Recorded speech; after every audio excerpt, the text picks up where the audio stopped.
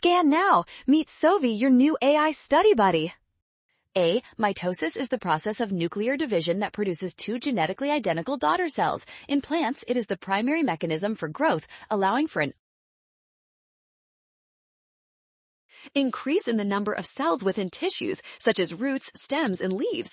B. The root tip contains the apical meristem, which is a localized region of continuous rapid cell division, responsible for primary growth. Conversely, the woody stem sample likely consists of mature, differentiated tissues or slower-growing secondary meristems with lower mitotic activity. C. Based on the visual evidence in sample 2, the sequential steps of mitosis are represented by the letters E, prophase, where chromosomes condense, D, metaphase, where chromosomes line up at the equator, B, anaphase, where sister chromatids separate, and C.